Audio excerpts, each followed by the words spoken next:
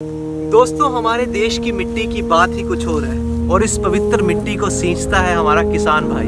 मेरी ज़मीं महबूब मेरी मेरी नस नस में तेरा इश्क बहे। किसी किसान भाई ने क्या खूब कहा है कि खेती करना मेरा कर्म है और अपने साथ साथ दूसरों का पेट भरना मेरा धर्म है। तो आज हम बात करने लगे हैं प्रधानमंत्री फसल बीमा योजना की, जिसके तहत हमारे किसान भाइयों को काफ़ी लाभ पहुंच रहा है। हमारे किसान भाई बहुत मेहनत करते हैं, लेकिन कभी कभी उनको कुछ मुसीबतों से गुजरना पड़ता है। कभी सूखा पड़ जाता है तो कभी बेमौसम बारिश हो जाती है, कभी ओले पड़ जाते हैं, जिससे उनकी फसलों को काफ़ी नुकसान पहुंचता है। और इस नुकसान से बचने के लिए हमारी भारत सरकार ने, ministry of agriculture and farmers welfare ने एक बहुत अच्छी योजना निकाली है, जिसका नाम है प्रधानमंत्री फसल बीमा योजना, जिसके तहत हमारे किसान भाइयों को नुकसान से बचाया जाता है। ये योजना वन नेशन वन स्कीम की थीम के अंडर आती है। जिस तरह हम अपनी सेहत का बीमा कराते हैं, अपनी जिंदगी का बीमा करवाते हैं, इंश्योरेंस करवाते हैं, यहाँ तक कि अपनी गाड़ियाँ, अपनी बाइक्स का बीमा करवाते हैं,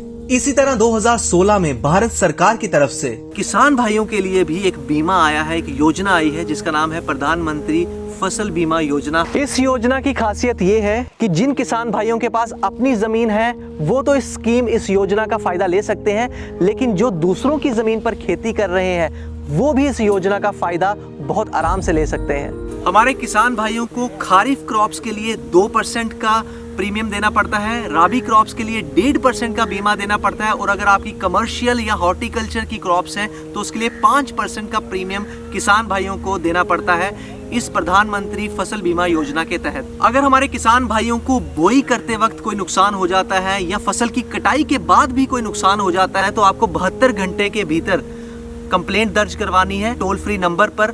आप ऑनलाइन भी अप्लाई कर सकते हैं और आपको प्रधानमंत्री फसल बीमा योजना का काफी लाभ मिलेगा और आपको जो नुकसान हुआ है उसकी भरपाई कर दी जाएगी। तो दोस्तों, अब मैं आपको मिलाने जा रहा हूँ यहाँ के किसान भाई से, जो कि यहाँ पर खेती करते हैं और उन्होंने प्रधानमंत्री फसल बीमा योजना का लाभ उठाया है। उनसे जानकारी लेंगे कि किस तरीके से आप इसको क्लेम कर सकते हो, किस तरीके से इस योजना की आप मदद ले सकते हो। तो चलिए आपको मिलाते हैं हमारे किसान भाई से। तो जी, इस वक्त हम जम्मू में पंचायत मिश्रीवाला पिंड पखिया में खड़े हैं और यहाँ इस पिंड के ये पंच हैं और खेती करते हैं, किसान भाई हैं हमारे। तो सबसे पहले तो मैं आपसे पूछना चाहूँगा, आप इतनी मेहनत से खेती करते हैं तो कभी इसके ऊपर नुकसान ना हो जाए तो उसके लिए आपने बीमा करवाई है? जी हाँ, हमने फिर फसल बीमा करवाया हुआ है। तो आपने किसके तहत फसल बीमा करवाया है? हमने प्रधानमंत्री फसल बीमा योजना के तहत करवाया हुआ है। बहुत बढ़िया।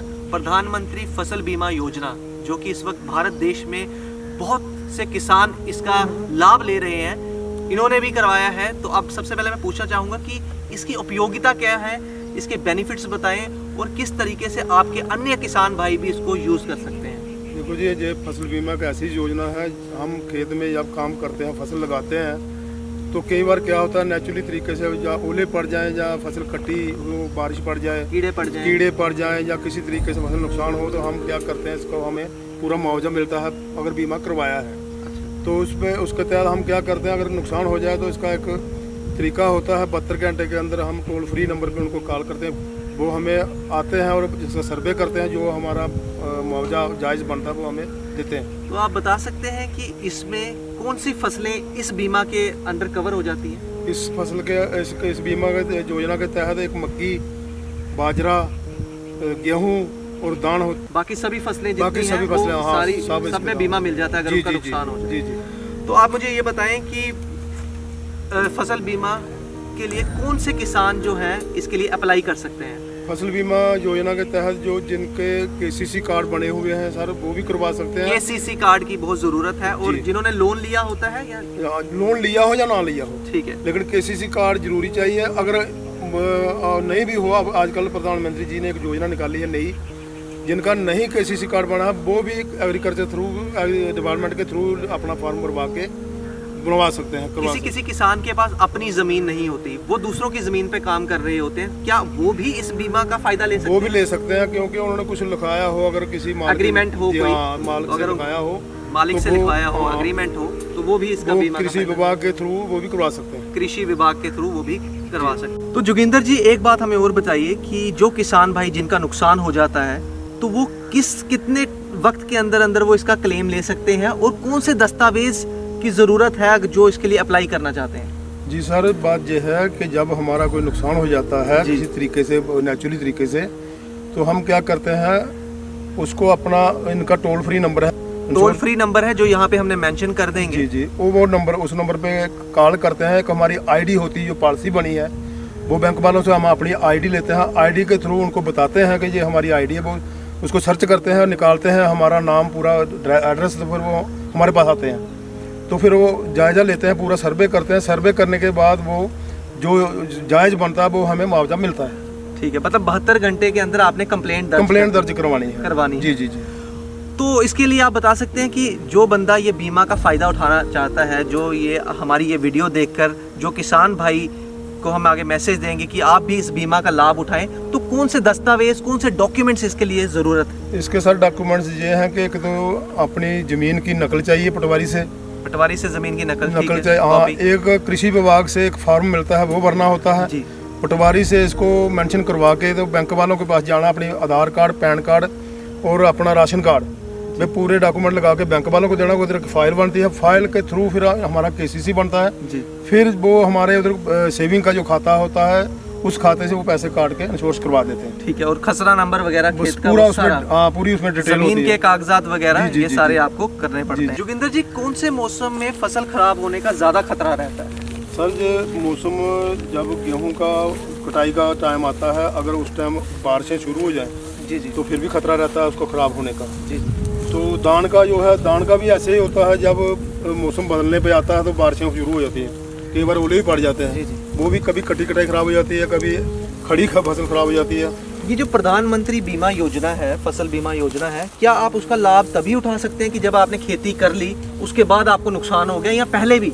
नहीं, उसका नुकसान की भरपाई करता बीमा। हाँ, मतलब पहले भी आप मतलब आप जिस वक्त बोई कर रहे हो आप, जी। उस वक्त को भी कीड़े पड़ जाए, कुछ नुकसान हो जाए, हाँ, उस वक्त भी मदद हो जाएगी? वो है, कई बार क्या होता है, कोई बीज खराब निकल जाए डिपार्टमेंट का, जी, तो हम उनको क्लेम करते हैं, उनको बोलते हैं, वो बोलते कोई बात नहीं, हम आपकी इंश्योरेंस हुई है, हम उनको बोल देते हैं, वो जायजा ले लेंगे। मतलब बोई करते वक्त भी, और बोई करने के बाद जब खेती, जब कटिंग हो जाती है, उसके बाद भी, हार्वेस्टिंग के बाद भी ये बीमा का फायदा लाभ उठा सकते हैं। जोगिंदर जी, हमें एक बात और बताइए, आपने अपने आसपास मौसम में क्या बदलाव देखे हैं, और जब जैसे जैसे मौसम बदलता है तो आपकी खेती करने के तरीके में क्या बदलाव आता है? सर, बदलाव ये आता है कि हम जब इसको गेहूँ अब लगाया हमने, अब मौसम ठंडा है, जी, और ज़मीन में मॉइस्चराइज बहुत ज़्यादा मॉइस्चराइज, तो इसमें ग्रो करता है, भी अब हो गया है। अब आस्ता आस्ता ठंडे मौसम में इसको क्या होगा, पौधा बढ़ेगा, इसको यूरिया देंगे, दवाई देंगे, पूरी स्प्रे करके तैयार करेंगे। मार्च में इसका सिट्टा निकलता है, जो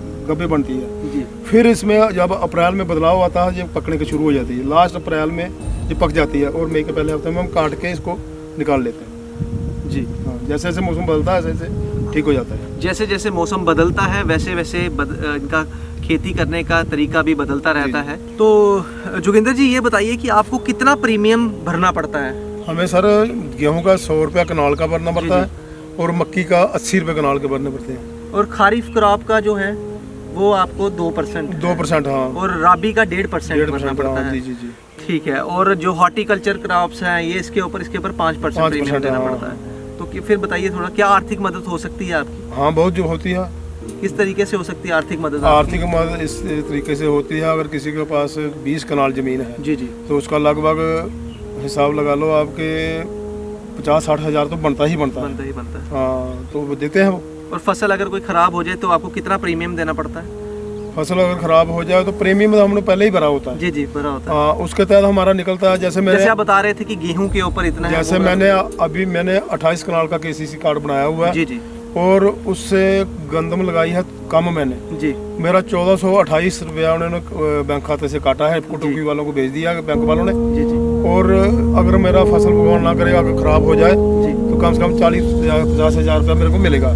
बहुत बढ़िया। जी जी। तो आप देख सकते हैं कि किसान भाइयों के लिए ये जो पॉलिसी, ये जो स्कीम आई है, काफ़ी मदददायक है, और आप भी इसको अवेल कर सकते हैं जल्दी से जल्द।